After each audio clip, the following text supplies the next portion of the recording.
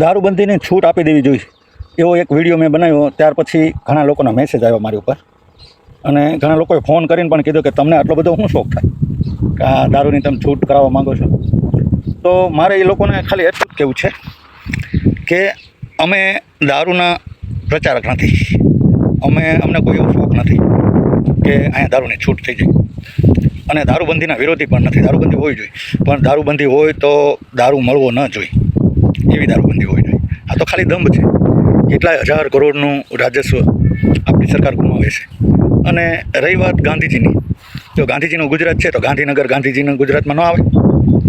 તમે પૈસાદાર માણસો માટે, અમીર માણસો માટે સુવિધા ઊભી કરી દો અને ગરીબ માણસોને લઠ્ઠો પીવા માટે છોડી દો, તો એ કેટલા ટકા વ્યાજબી છે? અને ઘણા લોકો એમ કે આ દારૂની છૂટ થાય પછી ગુના વધી જશે, આમ થઈ જશે ને ક્રાઇમ વધી જશે.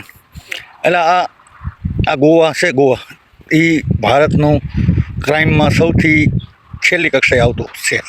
ત્યાં ક્રાઇમ 0% છે. ત્યાં દારૂની છૂટ છે, ત્યાં ક્રાઇમ થતું જ નથી. આ દીવમાં છૂટ છે, હું ત્યાં રોજ મર્ડર થાય, બળાત્કાર થાય છે, રોજ એક્સિડન્ટ થાય છે. એવું ના હોય. એટલે છૂટ હોય એટલે બધા પીવા ના માંડે કાંઈ. અને જે પીવાના છે એ તમે પ્રતિબંધ રાખો તોય ગમે ત્યાંથી પીવાના. એટલે આ ખોટો દંભ છે અને એને છોડી દેવો જોઈએ એવું હું કહું છું. એટલે કેટલાય 35,000 કરોડનું રાજસ્વ જો સરકારના ખીચામાં આવે તો એ પૈસાથી 35,000 કરોડના ખર્ચે કેટલાય ગામડાની અંદર સડકો બની શકે, પ્રાથમિક શાળાઓના ઓરડા બની શકે, સ્કૂલની અંદર ફેસિલિટી, અને આ દારૂ એ નુકસાનકારક છે એવું ભણાવી શકાય. અને હવે પછીની પેઢી છે ને એને અડે નહીં એવું. આ આપણે ગુજરાતમાં હાલો સિગરેટ, તમાકુ, બીડી, પાન માવા એની છૂટ છે ને, તો શું બધા ખાય છે? નથી ખાતા. એ નથી જ ખાતા. જે સિગરેટને નથી અડવાના એ નથી જ અડવાના. અને જે પીવાના છે એ તમે અહીં બંધ કરી દો તો મુંબઈથી મંગાવશે, બીજા રાજ્યમાંથી મંગાવીને પીવાના. એટલે વાત એ હદે છે. અને પહેલાં તો શું છે કે દાણચોરી કરીને ખાનગીમાં લાવીને બીજા રાજ્યોમાંથી અહીંયા છાનામાના વેચતા, ક્યારેક પકડાઈ જતા, ન પકડાય તો વેચે, એવું હતું. પણ હવે તો અહીંયા મેન્યુફેક્ચર ચાલુ થયું, અહીંયા બનાવે છે, અહીંયા જ બનાવવાનું ચાલુ થઈ ગયું. ત્યાં સુધીની છૂટ હોય તો પછી એને દારૂબંધી ન કહેવાય, રેલમછેલ થતી હોય. અને હવે શું થાય ખબર? અત્યાર સુધી તમે આ રીતે હપ્તા લઈ અને રેલમછેલ દારૂ પીવા દીધો, એટલે હજારો ને લાખોની સંખ્યામાં પીવાવાળા ઉત્પન્ન કર્યા હતા. હવે તમે બંધ કરો એટલે શું થાય? એ લોકો જાતના કેમિકલવાળા આ તે ડ્રગ્સના ટીકડા, મેડિકલમાંથી સિરપની બાટલીઓ, આવું બધા એવા અખતરા કરશે જે એના માટે, એના શરીર માટે નુકસાનકારક હોય. અને કેટલાય બીમાર પડશે અને કેટલાય દવાખાને જશે. એટલે અમે સરકારને કહીએ છીએ કે આ દંભ છોડી અને રાજસ્વ સરકારની તિજોરીમાં આવે એવું કરી નાખો. અને ગાંધીજીના નામને ખોટી રીતે આગળ કરીને, તો ગાંધીજીના ગુજરાતમાં બંધ હોવું જોઈએ એમ તમે કહેતા હો તો ગાંધીનગરમાં પણ ના મળવું જોઈએ. ગિફ્ટ સિટીને, ફલાણા સિટીને, આમ તેમ તમે અમીરો માણસ માટે જે સુવિધાઓ કરો છો ત્યાં તમને ગાંધીજી નથી નડતા. એટલે વાત એમ છે, ગરીબ લોકો આમાં વધારે પીસાય છે. આને ભોગ જ બને, ગરીબ માણસો જ ભોગ બનતા હોય છે લઠ્ઠાકાંડના. અમીરોને તો શું છે કે તો ગિફ્ટ સિટીમાં જઈને પી આવવાના, સારું ક્વોલિટીવાળું. એટલે આ વાત છે. એટલે અમે એના હિમાયતી બિલકુલ નથી. પણ દારૂબંધીનો દંભ જે ખોટો બધા જાણે છે. હાલો ગુજરાતમાં કયું એવું ગામ કે કયું એવું સિટી કોમેન્ટ કરીને બતાવો જ્યાં દારૂ નથી મળતો. જોઈએ એટલો મળે છે ભાઈ, કન્ટેનર મોઢે ઠલવાય. તો પછી શેની દારૂબંધી? અને આવી ખોટી દારૂબંધીનો દમ ને કરોડો રૂપિયાનું રાજસ્વ જે અમુક મોટા મગરો ખાઈ જાય એના કરતાં સરકારની તિજોરીમાં જાય નહીં સારું? એટલે આ વાત છે. એટલે અમે એના પ્રચારક કે હિમાયતી નથી, પણ કહેવાય એમ માંગીએ છીએ કે ખોટો દંભ ન હોવો જોઈએ. બંધ હોય તો બંધ, વેત હોય તો કરાવો બંધ, એક ટીપુય ના મળે. ગિફ્ટ સિટીમાં નહીં ક્યાંય નહીં, ગુજરાતમાં ગયો એટલે દારૂ ના જ મળવો જોઈએ. આ તો ગાંધીનું ગુજરાત. એવા હજરબમ થઈ જાવ લ્યો, તમારું કામ નથી. કારણ કે આ દારૂબંધીના હિસાબે ઘણા લોકો અહીં ગુજરાતમાં આવતા નથી, પોતાના બિઝનેસ ધંધા કરવા નથી આવતા. થોડાક ટાઈમ પછી કોમનવેલ્થ ગેમ રમાવાની છે, એમાં વિદેશથી હજારોની લાખોની સંખ્યામાં પર્યટકો અહીંયા આવશે. તો એ લોકોને પહેલાં ઉતરીને તરત પહેલાં એને વાઈન જોઈ, ક્યાંથી કાઢશો તમે? આ પ્રશ્ન છે. એટલે સરકાર આના માટે વિચારે અને પોઝિટિવ હાલે તો સારું. તો આજે મરે છે લોકો લઠ્ઠા પી એમાંથી થોડાક બચી જાય. કારણ કે જ્યાં છૂટી છે ને, ક્યારેય તમે સાંભળ્યું દીવમાં લઠ્ઠાકાંડ થયો, દમણમાં લઠ્ઠાકાંડ થયો, મહારાષ્ટ્રમાં થયો, રાજસ્થાનમાં થયો, ઝેરી દારૂ પીને એટલા માણસો મરી ગયા એવું સાંભળ્યું હોય. લાખોમાં ક્યારેક એવું બની જતું હોય કોક કેસ, બાકી નહીં બને ત્યાં. કારણ કે ત્યાં છૂટ છે, માણસો સારી ક્વોલિટીનું શોપમાં જઈ બારકોડ જોઈને લે છે અને સસ્તું અને સારું પીવે છે. અને અહીંયા કાળો બજાર આપી અને નકલી અને કેમિકલવાળા દારૂ પીને માણસો મરે છે. વાત ત્યાં અટકી છે. એટલે આ સવાલ છે. એટલે ખોટો એવો પ્રચાર ન કરો કે આ લોકો દારૂના પ્રચારક છે ને દારૂનો પ્રચાર કરે. અમારે કાંઈ લેના દેના નથી, બરાબર? ખોટો દંભ ન હોવો જોઈએ. શંકરસિંહ બાપુ કે એમ દંભ ન હોવો જોઈએ. છૂટ આપી દો. તમને મારી વાત સાચી લાગી હોય ને તો કોમેન્ટ કરજો. અને હવે આ અભિયાન હાલવાનું છે કે ગુજરાતમાં દારૂબંધી ન હોવી જોઈએ, કારણ કે ગાંધીજી ખાલી ગુજરાતના નહોતા, આખા દેશના હતા. તો બધે દારૂબંધી કરી નાખો ને ભાઈ. ગુજરાતમાં ભારતમાં ગાંધીજી જન્મ્યા એટલે ભારતમાં દારૂ ન મળવું જોઈએ એવું કરી નાખો ને લ્યો.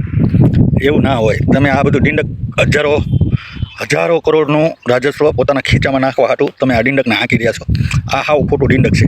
છૂટ આપી દો, જે નથી પીવાના એ કોઈ દી નથી પીવાના, અને જે પીવે છે એ ગમે ત્યાંથી ગોતીને પીવાના. વાત એમ છે. જય હિન્દ, જય માતાજી. ગુજરાતમાં થતા વારંવારના આ લઠ્ઠાકાંડ પાછળ જો કોઈ જવાબદાર હોય ને તો દારૂબંધી છે. દારૂબંધી, આમ તો આપણે દારૂબંધી છે એમ ન કહીએ, આ દારૂબંધીનો દમ. કારણ કે દારૂબંધી તો છે નહીં. તમે ગમે ત્યારે ગમે એને કહો, ફોન કરો તો તમારે ઘરે આવીને જો દઈ જતા હોય, આટલી સુવિધા મળતી હોય, તો એને તમે દારૂબંધી ન કહી શકો. દારૂબંધીનો ખોટો દમ. એટલે કાં તો 100% દારૂબંધી હોવી જોઈએ, પણ એ કોઈની હેસિયત નથી. કારણ કે આપણું એવું રાજ્ય છે જેની આજુબાજુના બધા રાજ્યોમાં છૂટ છે. આ બધું દીવ છે, મહારાષ્ટ્ર છે, રાજસ્થાન છે, મધ્યપ્રદેશ છે, એ બધી સરહદો આપણી યારે મળતી હોવાથી હજારોની સંખ્યામાં એવા રસ્તા છે હાઈવે સિવાયના જ્યાંથી ગુજરાતમાં દારૂ ઘૂસતો હોય અને બુટલેગરો ધંધો કરવા વાળા હોમ ડિલિવરી પહોંચાડતા હોય. એટલે દારૂબંધી હોવા છતાં મળે તો છે જ તે. પરંતુ ઘણી વાર બહારથી માલ ન આવ્યો હોય ત્યારે આ લોકો એના કસ્ટમરોને સાચવી લેવા માટે આવો ઝેરી દારૂ બનાવી નાખતા હોય અને આવા લઠ્ઠાકાંડના બનાવો બનતા હોય. તો હવે કરવું શું જોઈએ? જો તમે ખાલી ગાંધીજીના નામ ઉપર જ દારૂબંધી રાખતા હો, તો ગાંધીજીના નામ ઉપર ગાંધીનગર નામ પડેલું છે, ત્યાં તમે ગિફ્ટ સિટીમાં કેમ છૂટ આપી ભાઈ? એ ગાંધીના ઓલા ગુજરાતમાં ના આવે? તમે જ્યાં જ્યાં છૂટ આપી છે એ બધા ગાંધીના ગુજરાતમાં ન આવે? અને ગાંધીજીએ ખાલી દારૂની જ ના પાડી હતી, એને તો ખોટું બોલવાની ના પાડી હતી, હિંસાની ના પાડી હતી, એને તો ઘણું ગાંધીજીએ કીધેલું છે. તો તમે આ એક માત્ર ખાલી દારૂને પકડી રાખ્યો. પણ આ દારૂબંધીનો દમ હાંકવામાં પણ સરકારને ફાયદો હોય, કારણ કે હજારો કરોડ રૂપિયાનું આમાંથી રાજસ્વ જ્યાં સુધી પહોંચતું હોય અને એ ટેક્સમાં ના ગણાય ને એમના પોતાની આવક ગણાય, એ રીતે બાપુજીના પૈસા હોય એ રીતે એ લોકો વાપરી શકતા હોય. એટલા માટે થઈ અને આ લોકો આ દારૂબંધીના દંભને એમના ચલાવવા માંગે છે. તો હવે આનો ઈલાજ શું છે? તો આપણા ભૂતપૂર્વ મુખ્યમંત્રી શંકરસિંહ વાઘેલા કહે છે કે ભાઈ છૂટ આપી દો, તમે બંધ કરાવી શકો એમ ના હો તો છૂટ આપી દો, જેથી કરીને લોકો સારું પીવે. અને જો તમે બંધ કરાવવા હવે છૂટથી પીવડાવ્યું બધાને બરોબર, અને હવે બંધ કરાવવાની કોશિશ કરશે તો શું થાય ખબર? લોકો જાતના કેમિકલ મેડિકલમાંથી લઈને ટીકડા, જે લોકોને હેબિટ પડી ગઈ છે નશાની, એ લોકો એવું પોઈઝન પોતાના પેટમાં ઘાલશે કે સરકારને દવાખાનામાં બેડની જગ્યા નહીં રહે. જો તાત્કાલિક ગુજરાતમાં દારૂ બંધ કરી દેવામાં આવે તો 15 દિવસ કે મહિના પછી આવા બધા કિસ્સા કેસ બને, કારણ કે હેબિટ પડી ગઈ છે એ લોકો ગમે ત્યાંથી નશો કરવા. એટલે સરકાર ગિફ્ટ સિટીમાં ચાલુ કર્યું ત્યારે એ વાત સાંભળી હતી કે સરકાર છૂટ કરી દેવા માંગે છે, પણ તાત્કાલિક નહીં, સ્ટેપ બાય સ્ટેપ. તો હવે પછી શું કરવું છે કે તમે આખા ગુજરાતમાં છૂટ ના આપો તો દરેક સિટીની અંદર એક ગિફ્ટ સિટી બનાવો. ગાંધીનગરમાં બનાવ્યું, તમે તમારા છોકરા હાટું અને તમારા માટે વ્યવસ્થા કરી નાખી, તો ગુજરાતની બીજી પબ્લિકને પણ અને ખાવ બંધ કરી દે, મળવું જ ન કરે ગિફ્ટ. બધી સરહદો સીલ કરી દે અને અહીંયા ન બનવું જોઈએ ને બહારથી ન આવવું જોઈએ. જો એ વાત તમને અશક્ય લાગતી હોય કે અશક્ય છે તો પછી છૂટ આપી દે. આ મળવું જ ના જો, અને મળે તો છૂટથી મળે અને લાયસન્સ વાળું કાયદેસર મળે. એવી વ્યવસ્થા આ સરકારે કરવી જોઈએ. બાકી અત્યારે જો આ ભાવનગરમાં લઠ્ઠાકાંડ થયો છે ને, તો 5-15 દી બધી ડ્રાઈવ ચાલશે, બંધ થાય, 15 દી પછી પાછું હતું એમને ધમધમતું હોમ ડિલિવરી ચાલુ થઈ જશે. પણ બોટાદ વખતે શું થયું હતું? 10-15 દિવસ પછી બહુ ફી, ક્યાંય ટીપોય ન મળે. આપણને એમ થયું હવે તો ગુજરાતમાં દારૂ બંધ થઈ ગયા, પણ ના થાય ભાઈ. એ પાછું ચાલુ થાય ને થાય. એટલે હવે આ દારૂબંધીનો દંભ છોડીને સરકારે દારૂની છૂટ આપવા માટે થઈને વિચારણા કરવી રહી. તમને મારી વાત કેમ લાગે છે? અને પછી બંધ કરાવી દો લ્યો. ઘણા લોકો અહીંયા દારૂબંધી હોવી જ જોઈએ એવું જે કહેવા વાળા છે એને મારે એટલું જ કહેવાનું કે દારૂબંધી હોવી જ જોઈએ.